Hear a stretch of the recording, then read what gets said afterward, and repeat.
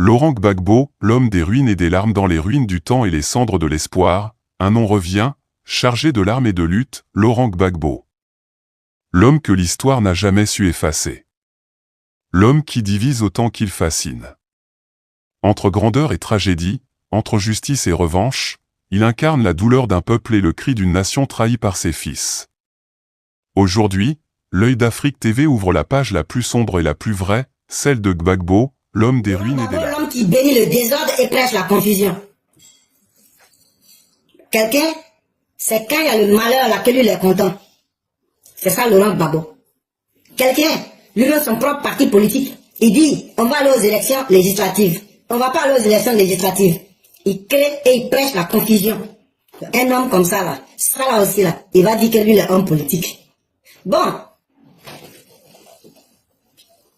Si ça peut marcher chez eux, qu'est-ce que vous voulez qu'on dise? Dans sa déclaration du 6 novembre 2025, aux allures de tragédie nationale, Laurent Gbagbo renoue avec son savoir-faire du désordre, transformer la déraison en clairvoyance et présenter l'entrave au processus électoral des législatives comme une profession de foi républicaine. Sous prétexte d'un appel à la sagesse, Laurent Gbagbo réjoue la tragédie du chaos dont il fut l'auteur. Évoquant les élections législatives, son refus de tout scrutin à court terme ne traduit pas une quête de paix, mais la volonté de prolonger un désordre qui demeure son unique respiration politique. Ce discours se veut l'expression d'une conscience blessée. Il n'est en réalité que la récitation méthodique d'un homme incapable d'accepter que la République ait survécu à ses naufrages. Quand Laurent Gbagbo vous dit on va aller aux élections législatives, on ne va pas aller aux élections législatives, ne vous laissez pas impressionner. Prenez les éléments de langage qu'il donne. L'individu reste fidèle à quelque chose, c'est qu'il veut voir la Côte d'Ivoire dans le feu, dans le sang, dans la ruine. Pour Laurent Gbagbo, le fait que tout ce qu'ils ont fait pour que les élections n'aient pas lieu là, tout le mal qui a été fait là, Laurent Gbagbo trouve que ce n'est qu'une bataille perdue. Mais Laurent Gbagbo, à travers sa déclaration du 6 novembre, reste fidèle à la tragédie nationale. Il reste fidèle à sa stratégie de conduire la Côte d'Ivoire dans le naufrage. Laurent Gbagbo ne vit que par le désordre. Laurent Gbagbo ne se nourrit que du désordre. Et Laurent Gbagbo ne respire que par le désordre.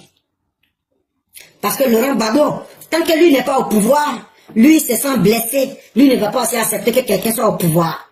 Et donc quand c'est comme ça là, il ne faudrait pas que les Ivoiriens puissent respirer. Ne prenez pas le message au premier abord. Laurent Gbagbo est un falsificateur, c'est un mystificateur. Le même Laurent Gbagbo qui a dit à ses militants, on ira aux législatives, il est sorti pour dire le 23 octobre qu'ils iraient à ces élections. Le 6 novembre, il est sorti pour dire qu'ils ne vont plus aller, sous condition qu'ils doivent d'abord pleurer la mort. Mais en même temps aussi, c'est le même Laurent Gbagbo aussi, qui dit aussi à ses militants, allez en militant indépendant. C'est le même Gbagbo qui dit, la marche du 8 n'aura pas lieu, mais en même temps, elle aura lieu, allons défier l'État à Yamoussoukro. Donc vous ne pouvez pas nous trahir, vous ne pouvez pas nous tromper. Nous maîtrisons votre psychologie plus que vous-même. Et donc, tout ça, ce sont les exemples que je vous donne pour vous dire que Laurent Gbagbo, là, il cherche simplement des prétextes pour donner à ceux qui ne le connaissent pas l'impression qu'il a été frappé par la sagesse. Mais en réalité, Laurent Gbagbo reste dans la posture de rejouer la carte du chaos. Même après l'échec qu'il vient de subir, après ces élections du 25 octobre 2025, Laurent Gbagbo veut encore replonger la Côte d'Ivoire dans un naufrage, quel que soit le prix. Chaque phrase, martelée avec la gravité d'un prêtre sans foi, trahit une obsession. Empêcher le temps de tourner sans lui. Je suis contre l'élection à court terme, répète-t-il, comme on conjure un exorcisme politique. Ce refus d'avancer n'a rien d'un sursaut de prudence. Il relève du pur calcul. Derrière la posture du martyr lucide, se dissimule l'architecte du néant, incapable de bâtir et préférant maintenir la nation en apnée. Il ne poursuit pas la vérité, mais cherche à enfermer la Côte d'Ivoire dans le tribunal sans fin des blessures qu'il a lui-même provoquées.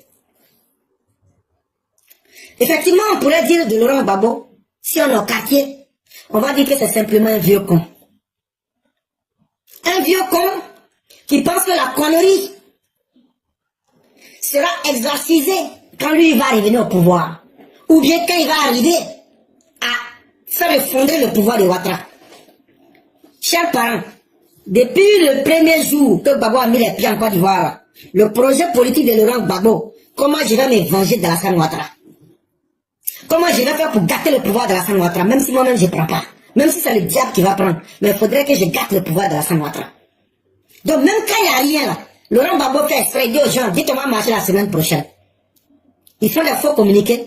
Quand c'est comme ça, on parle d'eux, on se souvient d'eux, on va voir si tu vas marcher. Là, comme ça permet à Laurent Gbagbo d'exister. Et c'est pourquoi l'État doit se donner les moyens de mettre fin à cette connerie. Et c'est pourquoi je dis que c'est un vieux con. Laurent Gbagbo sait qu'il ne peut pas gagner les élections. Laurent Gbagbo sait que politiquement, il ne représente plus rien. Et Laurent Gbagbo sait qu'il n'a plus une machine politique. Il n'a plus de ligne idéologique à partir de laquelle il peut même canaliser ses militants. Mais Laurent Gbagbo, pour pouvoir encore exister, même dans une élection où il va déjà perdre, Laurent Gbagbo vient nous dire, on ne va pas participer aux élections. Là, quand c'est comme ça, tout le monde va se tourner sur ça. Oh, on dit Laurent Gbagbo ne va pas participer, oh, on dit Laurent Gbagbo ne sera pas dedans, oh. Donc on va parler de lui. Et plus on va parler de lui, cela obéit au calcul politicien de Laurent Gbagbo. J'ai dit, Laurent Gbagbo, c'est moi, je te connais, et je vais te mettre au tapis. Tout ce que tu caches là, je vais dire aux gens. Donc, au moment où on sera en train de discuter, Gbagbo dit, il va être candidat, pourquoi il ne sera pas, qu'est-ce qui va se passer? Vous le faites exister politiquement. Ça, c'est le premier niveau de son calcul. Et qu'est-ce que cela provoque? Il trouve un argument que ce n'est pas lui qui ne veut pas aller aux élections, mais c'est parce que l'État ne veut pas céder au fait que lui il a fait une demande d'enterrer ses morts. Et donc, il se met en deuxième niveau dans la posture du martyr. Mais en réalité, derrière tout ce faux masque, il est en train de mettre en place un mécanisme du néant.